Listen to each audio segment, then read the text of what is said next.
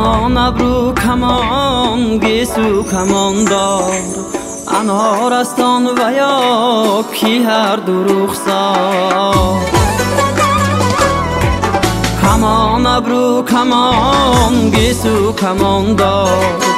انارستان و یا کی هر دو رخسار دو چشمی مستی میگونی همان یار سی چشمی بد خداوندا نگهدار کمان ابرو کمان گیسو کماندار انارستان و یا کی هر دو رخسار انارستان و یا کی هر دو رخسار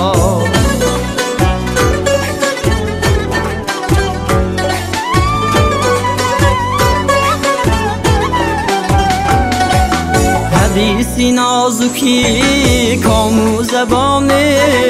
چی طرف آبیسا فستو روانه حدیثی نازکی کامو زبانه چی طرف آبیسا فستو روانه لبین آبی شیرین است و شکر با چشمی بد خداوندا نگهدار حدیثی نازکی کامو زبانه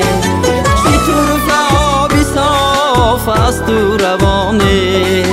چی طرف آبی صاف است و روانه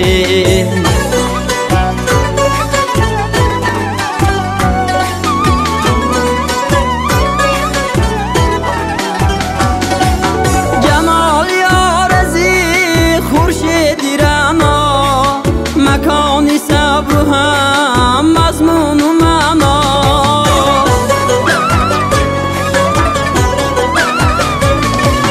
جمالی آرزی خورشیدی رنا مکانی صبر و هم مضمون و معنا شهی خوبانی عالم را سزاوار سی چشمی بد خداوندا نگهدار کمان ابرو کمان گیسو کماندار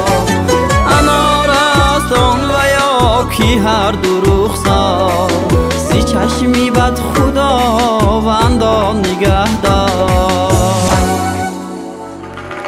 سلامت باشتم یک قرض که بلند برایم کمان ابروها سر بلند باشتم هزار